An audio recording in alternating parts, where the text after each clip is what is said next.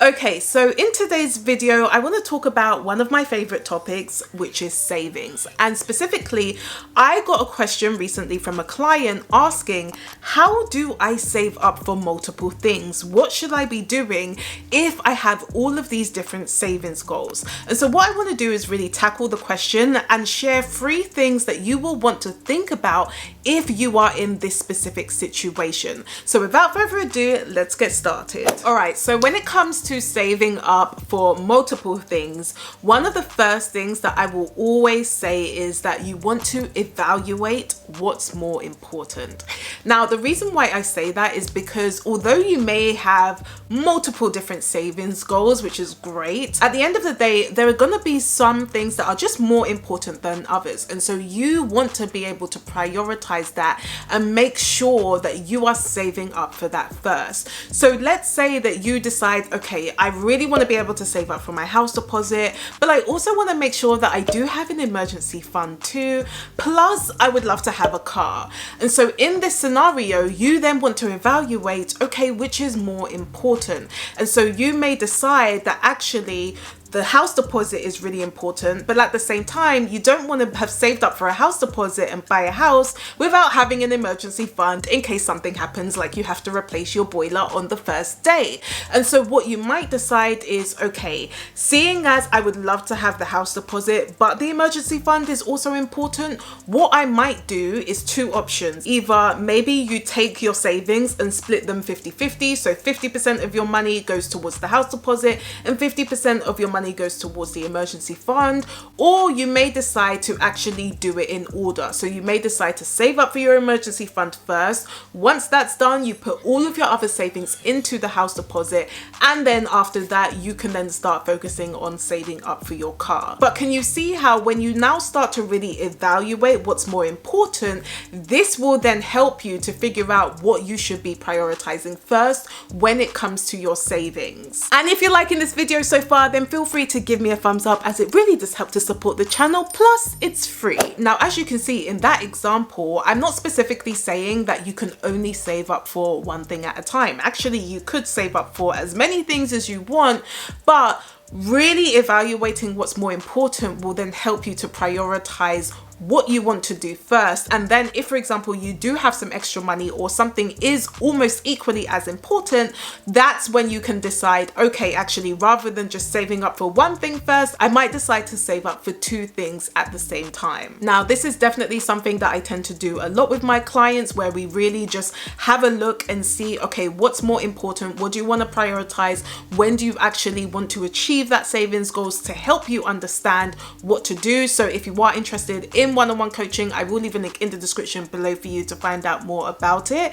But one of the first things that's really important for you to do, especially if you have so many different savings goals, is just evaluate what's more important. Even if that means taking a pen and paper and ranking them, 1 to 10, depending on how many things you want to save for, rank them and then think about, okay, which one do you now want to prioritize first, so that you can put most of the money into the most important thing. Okay, so the next thing that you want to do if you are trying to save up for multiple things is to let your budget tell you whether it is actually feasible to do it or not. Now, what I mean by this is, I had a client who was very overwhelmed because she felt like she wouldn't be able to reach any of her savings goals. She wanted to actually save up for multiple things and she just didn't think it was possible.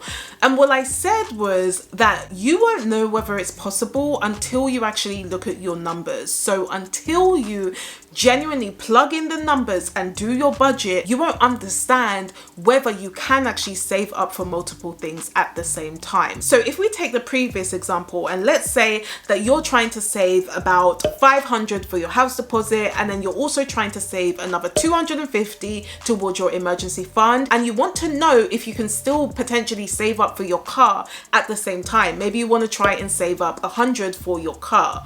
Well, you won't necessarily understand that until you actually do your budget. So this is what I mean by let your budget tell you whether it's feasible or not, because what you can then do is when you're doing doing your budget, you can include your income and then you can minus your expenses and see if you do have any money left over. So let's say I'm writing down my budget and I put that my income is 2,500 per month. So everything needs to add up to 2,500 a month because that's how much I got paid. So when I'm doing my budget, I will then be thinking, okay, I have 2,500 a month. 500 of this is going to go towards my savings deposit. Another 250 is going to go towards my emergency fund.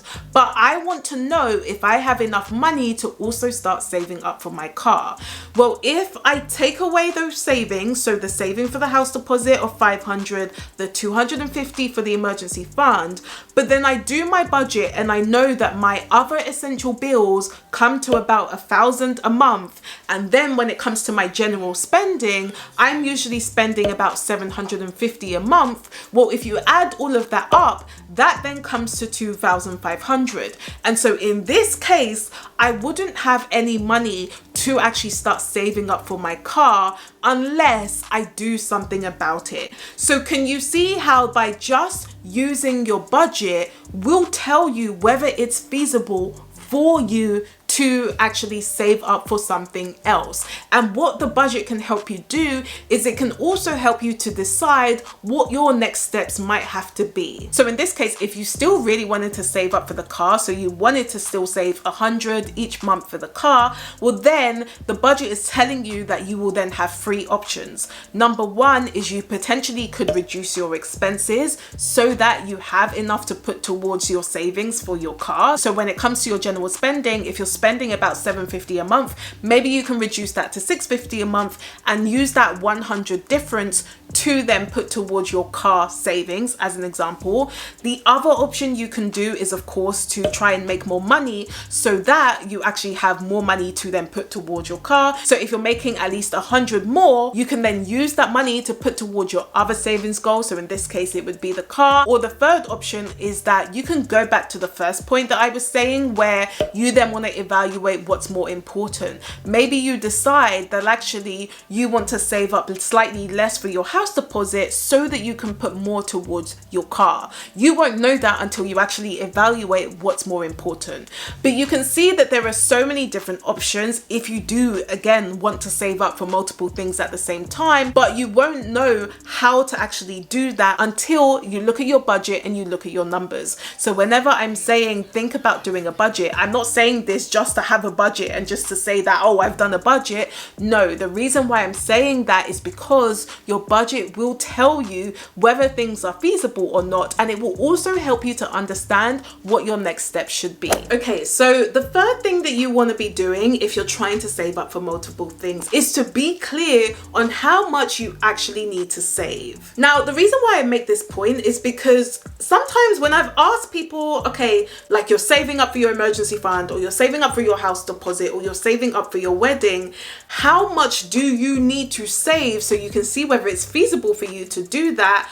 Many people will look at me with blank faces because they haven't actually figured out exactly how much they need to be saving when it comes to their savings goal. And so you really want to understand, okay, how much is it? If I'm saving up for the house deposit, how much is that going to be? Is that going to be 10K, 15K, 20K? And the reason why I say this is important is, again, because it could help you to then evaluate and prioritize what's more important. So say, for example, that you're trying to save up for your house deposit, but the amount that you're having to save may take you a few years to do it. Maybe it's going to take you 4 to 5 years, but you realize that actually you would absolutely love to have some freedom because maybe you're currently staying at your parents' house and you're relying on public transport and you just feel like you want a little bit more freedom. So in this scenario, even though let's say that you're trying to save up for 20K, which may take about 4 or 5 years, you may realize that actually if you then buy a second-hand car,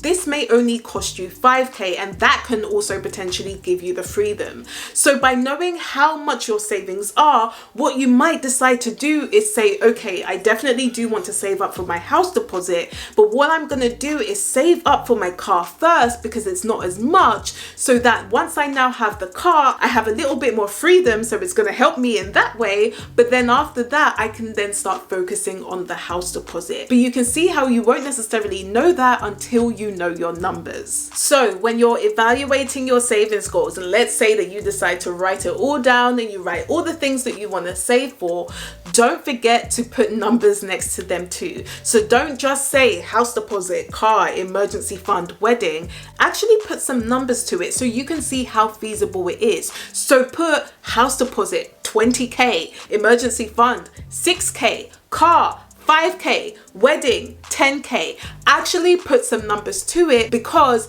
then you can actually plan it out and see whether you can start saving up for multiple things, again using your budget, but also you can try to prioritize what's more important so you can focus on that first and then keep moving on to the next one. Now, if you are someone who would absolutely love to reach their savings goals, but you're not necessarily sure how to even make a plan, you don't even know how much you need to be saving, or maybe you're actually struggling with saving money in general and you keep dipping into your savings, or maybe you just keep overspending and you maybe want a bit more support with that, then make sure you do check out my one-on-one coaching, because what I've been able to do with all of my clients is create such an amazing plan for each and every one of them, where they know exactly how much they need to be saving, and it's very simple, and they're also still able to spend their money too. So make sure you do check that out if you haven't already. What you can do is just book a free call just to find out more about working with me. So I'll link more information up here for you and in the description below. But when it comes to saving up for multiple things, I definitely think it is possible.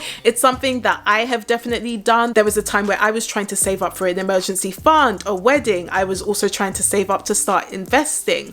But what I did is I needed to evaluate what was more important. I allowed my budget to tell me whether it was feasible or not, or whether I needed to make changes. And I was also very clear on my numbers, so I knew exactly how much I was saving for too, to help me make the right decisions. So if you are someone who is also trying to save up for multiple things at the same time, just remember it can definitely be done, especially when you have a plan. So if you did like this video, then please do give me a thumbs up if you haven't already, and let me know in the comments, what are you currently saving for? I do post every Tuesday, so if you would like to know more, then of course you can subscribe to my channel, and I will see you guys next week.